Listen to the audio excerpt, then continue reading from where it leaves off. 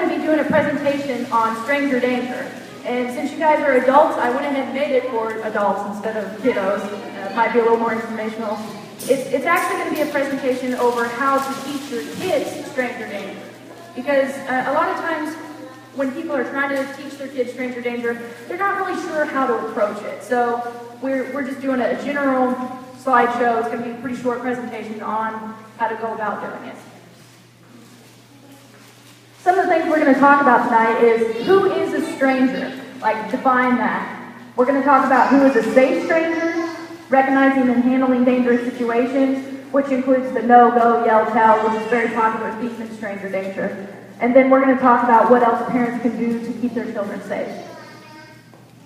So who is a stranger? Now, this is the Early Learning Center, so I know that most of you guys have kids that are 2 or 3 years old.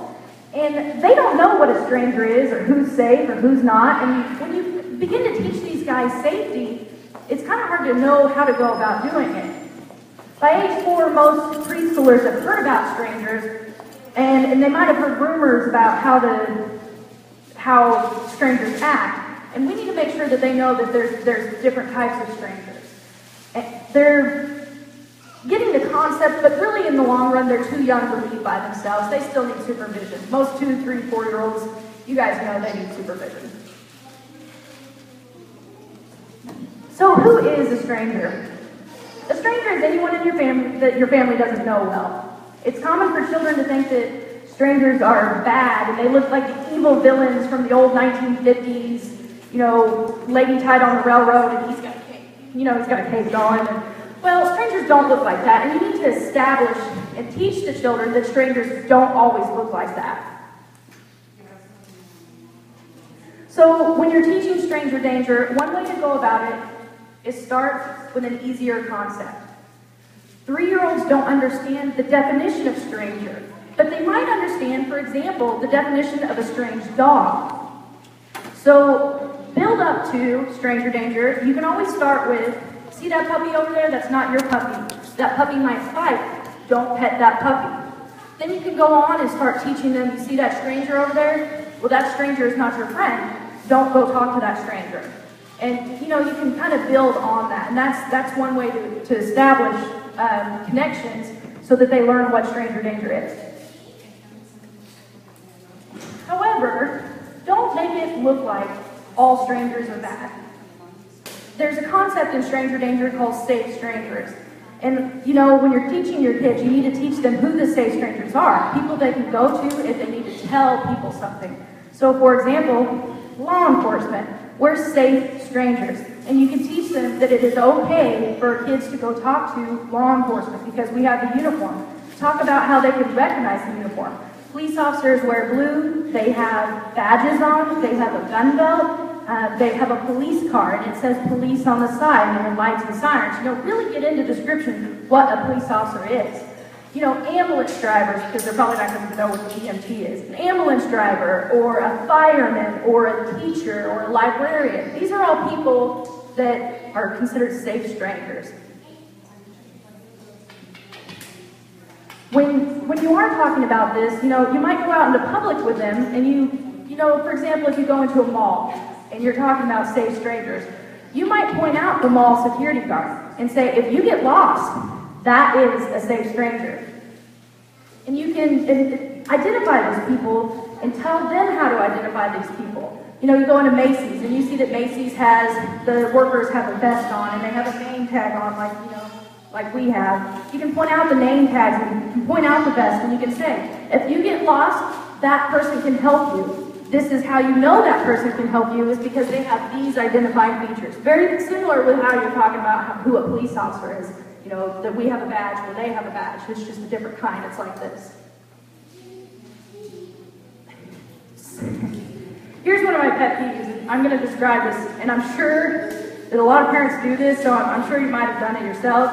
You go into Walmart and you're walking around and you see Officer Sewell walking by, and you go down to your kid and you say, hey, you better behave, because that officer is going to take you to jail if you don't behave. How many of you have done that? So when you have a 3 or 4-year-old and you're telling them, that person is going to take you away from me. That person is going to take you away from me. what does that build in their mind? What connection does that build? That that person's going to take them away from you and that we're the bad guys. So I always tell kids when their parents say that, I always try to make a point of contacting them, and I say, hey, police officers arrest bad guys. Are you a bad guy? No. Well, then I'm not going to arrest you. You gotta kind of think things through. Sometimes people talk without thinking. So when you're doing stranger danger, talk about, you know, who's good and bad, and try to avoid making it a scary situation. You know, if you go on and you sound nervous, if you're scared, and you're like, oh, all strangers are going to take you away, all strangers, well, then they don't think anybody's good, and they're going to learn that. You know, they sense your nervousness too. So instead of saying that all strangers are bad, teach them how to handle dangerous situations. Teach them how to recognize that those are dangerous situations. For example, when an adult asks them to disobey their parents, most adults aren't going to tell children, don't do what your mom and dad tell you to. That's pretty suspicious behavior. Another thing is, if they ask them to keep a secret, why would an adult ask a child to keep a secret from their parents? There's no real reason for that. Another thing is they ask children for help or make them uncomfortable. Adults don't ask children for help. That is something that you really should push. Adults don't ask children for help. Adults handle situations themselves. Children go to adults for help. So if they lose a puppy and they ask a little kid to come help them find their puppy, is that okay? No, because adults handle situations themselves. They don't need kids to help. Tell your children that if they do have somebody approach them in that manner, you know, asking them for help or asking them, can you help me find my puppy? And they think that's weird, and they should think that's weird, tell them to immediately go find an adult and tell them what's going on. An adult that they know is safe, like their teacher or their parent or their babysitter. One way to teach a kid, this is something that we actually have presentations that we give to children on, is the no, go, yell, tell.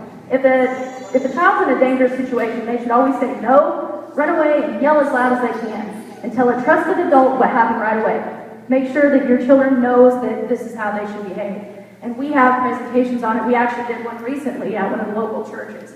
And the kids like that. They remember that because they get to yell loud. And, you know, kids like yelling. So, no, go, yell, tell. It's good to practice different situations. Like I said, for some odd reason, the one that always sticks in my head is come help me find my puppy. I think maybe I've seen that on TV too much, so I remember it. But there's other ones. There's like, you know, the neighbor who invites your child in the house for a snack, and they don't know that stranger, that neighbor, they're strangers to them. So establish that, you know, neighbors are your friends, but they're still strangers. Maybe a stranger asks if they want to ride home from school. One example that I can't necessarily say I've seen, but when I do research, one thing that sticks in my head is a stranger will go to a school and they'll ask a child, hey, your mom sent me to come pick you up. Your mom's not okay, so I came to pick you up. Children have established routines when they go home, and a stranger isn't just, you're not going to say to, I wouldn't ask, you know, Captain Andrews to go pick up my kid if he's never met my child, because it's weird. The schools shouldn't let them go with them or anything like that. So it's just one of those things that sticks in my head. You know, there's all sorts of things. If your child thinks that they're being followed, they should tell you. If an adult stops and talks to them when they're walking down the street, that's kind of weird.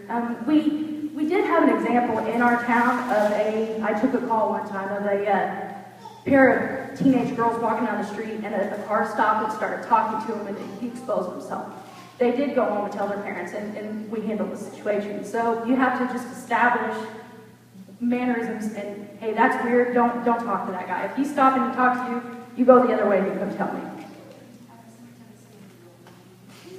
Now, going back to the 3 and 4-year-olds, you're going to have to probably do a basis on basis who is a stranger. Because, you know, if you're describing a stranger as somebody you don't know, well, the mailman comes up to the house. Who is the mailman a stranger? Well, you know, yes, the mailman is a stranger. But what about Sally's mom? Well, Sally's mom is actually a friend because Sally's mom hangs out with me, but she's not related. And you can just go over that sort of stuff. It might be on a face-by-face situation. And then, the stereotypical, what if a stranger tries to give me candy? Now, I don't know if this goes on or not, but this is something that as a little kid, they're going to hear, because that's something that people say, that strangers try to give you candy. So talk about it. Well, if a stranger tries to give you candy, tell them no, come tell me. Just, once again, establish the pattern of, don't do it, come with me. No, go, tell, yell. Or no, go, yell, tell. And then you're talking about this, and it gets scary for them. So one of the things they might ask about is, what if someone tries to steal me? So you kind of, once again, try to make it less scary for them. Talk about, strangers don't normally do this. You don't need to be afraid of them. Just follow the rules. Go to mom or dad and tell them that somebody's talking to you and you don't want them to talk to you, or go tell a cashier when you're lost, or that sort of thing. And, my sister-in-law actually works at the Early Learning Center. It's Mrs. Sewell. Kristen Sewell is my sister. And one of the things she's told me about preschoolers is one of the things you have to do is repeat the lesson. You ever watch Teletubbies? I'm that generation. I watch Teletubbies. It's horrible. But one of the things they do is it's basically a 5-minute show, and then they repeat it several times so that the child gets the lesson. And that's what you should do. You should repeat it. You don't have to overdo it, but repeat the situation or the lesson so that they remember it.